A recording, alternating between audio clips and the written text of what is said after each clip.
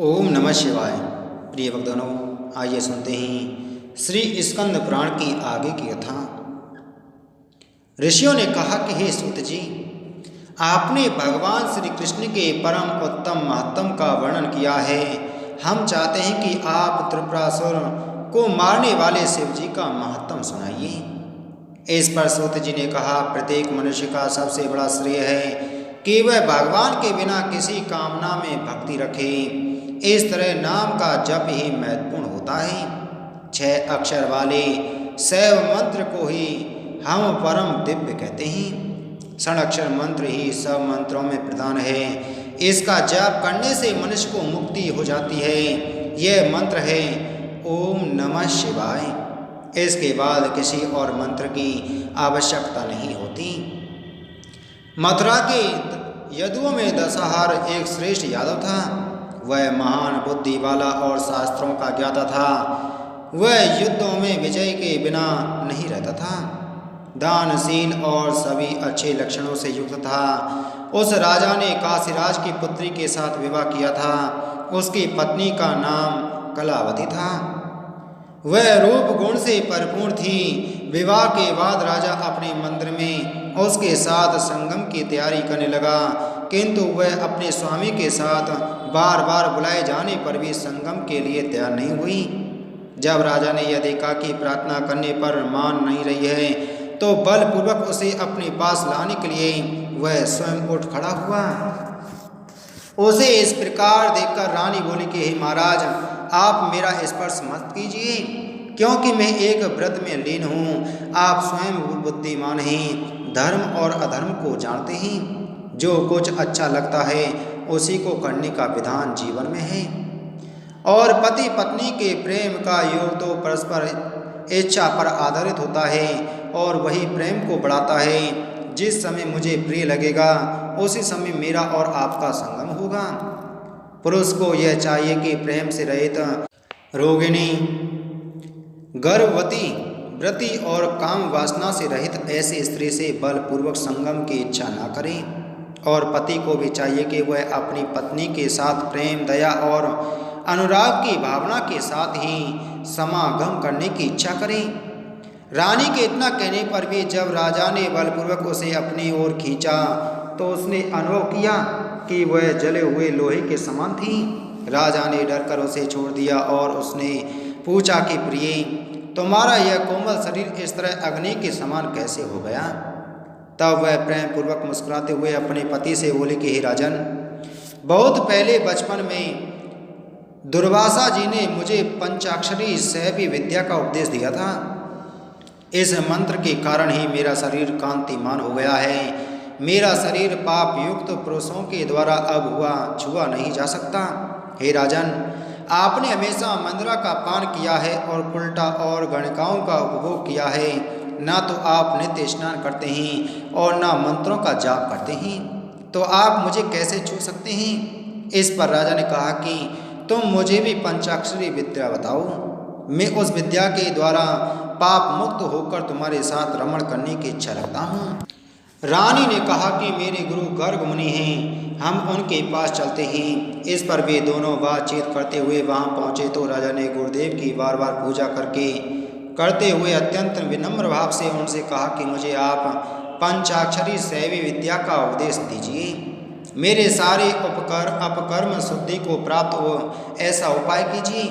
राजा की प्रार्थना सुनकर गुरु ने राजा के माथे पर अपना हाथ रखा और उन्हें मंत्र प्रदान किया। उस शैव मंत्र के धारण करते ही गुरु की कृपा से राजा के शरीर में जले हुए पंखों को लिए चीरते हुए करोड़ों कौवे पृथ्वी पर गिर गए। तब राजा और रानी ने पूछा कि यह कैसा हुआ और क्या हुआ? यह कौओं का समुदाय इस शरीर में कैसे पैदा हो गया? तब गुरु ने उत्तर दिया कि आपने अपने जन्मों में जो भी अपकर्म किए थे, ये सब वही थे।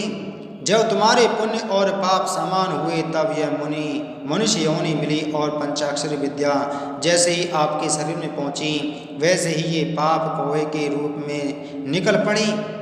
इनमें ब्रह्म हत्या, अगाम्य स्त्रियों के गमन, मदिरापान आदि पाप विद्यमान हैं।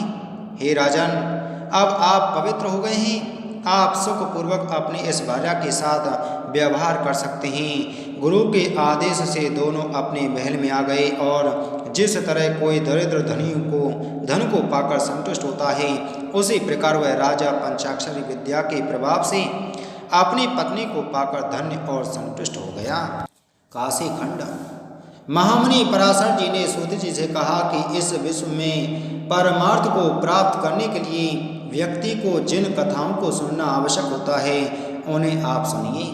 पुराने समय में अगस्त मुनि अपनी पत्नी के साथ अनेक शैलों की यात्रा के लिए निकले। उन्हें ज्ञान था कि सत्पुरुषों के हृदय में दूसरों के उपकार करने की भावना सर्वथा बनी रहती है।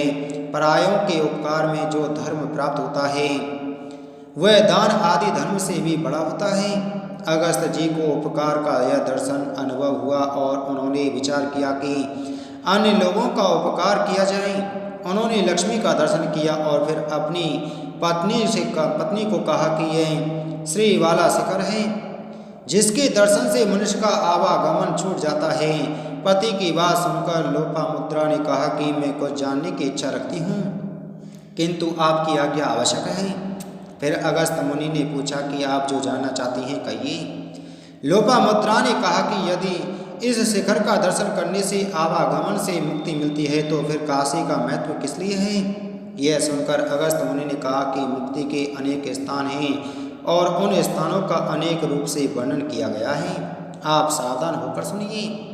तीर्थों का राजा प्रयाग बहुत प्रसिद्ध है।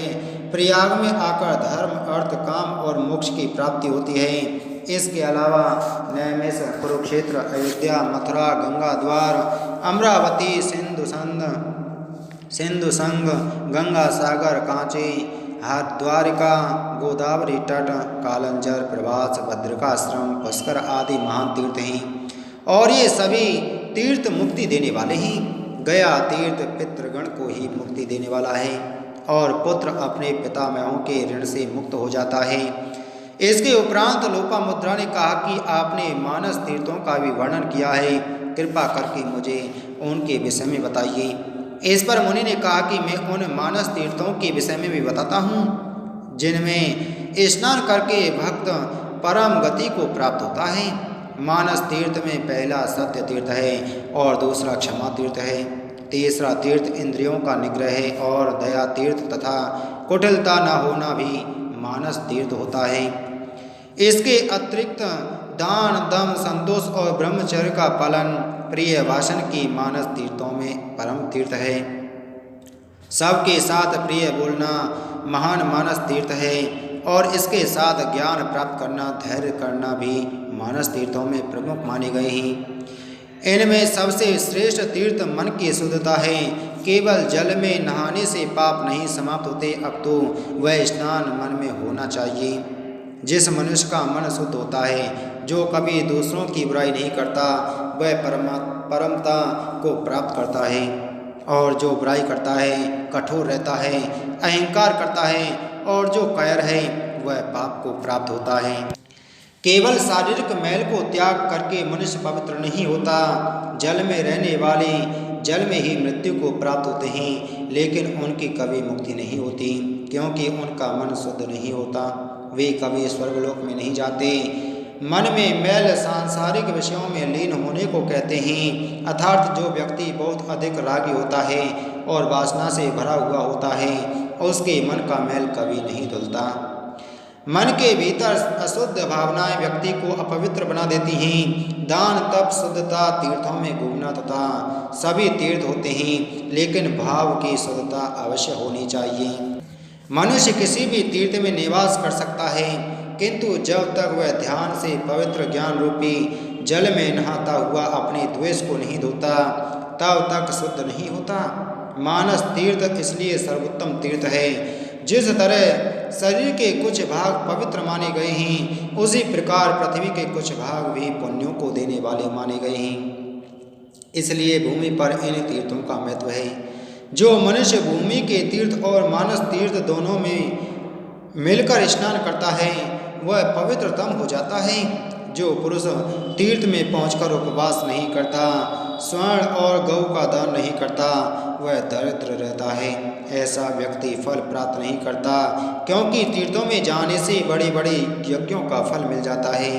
अभिमान से रहित होकर कम खाने वाला और इंद्रियों को जीतने वाला तथा जो सब प्रकार के अन्य संगों से दूर रहता है वह भी तीर्थों में जाने वाले का फल प्राप्त कर लेता है। जो व्यक्ति क्रोध नहीं करता, जिसकी बुद्धि निर्मल रहती है और जो सच बोलता है वह भी तीर्थों में स्नान करने का पुण्य प्राप्त कर लेता है। पाप करने वाला व्यक्ति भी यदि श्रद्धा से भरकर तीर्थों में जाता है तो पुण्य को प्राप्त होता है और ऐसा मनुष्य कभी दुखी नहीं होता, वह सर्वथा स्वर्गलोक का भोक्ता हो जाता है। ऐसा मनुष्य यदि ईश्वर की सत्ता में विश्वास रखकर तीर्थाटन करता है तो परम पद को प्राप्त करता है। जब मनुष्य को तीर्थ यात्रा की इच्छा हो तब उसे पहले गणेश पूजन करना चाहिए और फिर अन्य पितृगणों का पूजन करके उपवास करते हुए तीर्थ के लिए प्रस्थान करना चाहिए। तीर्थों में ब्राह्मण की परीक्षा नहीं करनी चाहिए, जो भी भूखा हो उसे भोजन देना चाहिए। ऋषियों के द्वारा पिंडदान गुड़ से किया जाता है और अन्य मनुष्य सत्तू से दान कर सकते हैं। यह बात कही गई है कि पाप करने वाला व्यक्ति भी तीर्थ में जाकर पुण्य को प्राप्त हो जाता है। काशी, हरिद्वार, अयोध्या, अवंतिका, द्वारका, मथुरा मोक्ष प्रदान करने वाले तीर्थ हैं। यद्यपि मुक्ति देने वाले अन्य भी तीर्थ हैं, फिर भी काशी का महत्व अधिक है। अगस्त्य मुनि ने पत्नी से कहा कि जो व्यक्ति गायत्री मंत्र से 3 बार जल अंजलि में भरकर सूर्य को समर्पित करता है उसने मानो इस त्रिभुवन को सब कुछ दे दिया। शास्त्र में बताए हुए समय पर ऐसे भक्त को सूर्य सब कुछ दे देते हैं। इस विश्व में मीमांसा विद्या सबसे बड़ी है, लेकिन उससे भी बड़ा तर्क शास्त्र है। फिर उनसे बड़े पुराण उपनिषद हैं, किंतु इन सब में गायत्री सबसे बड़ी है।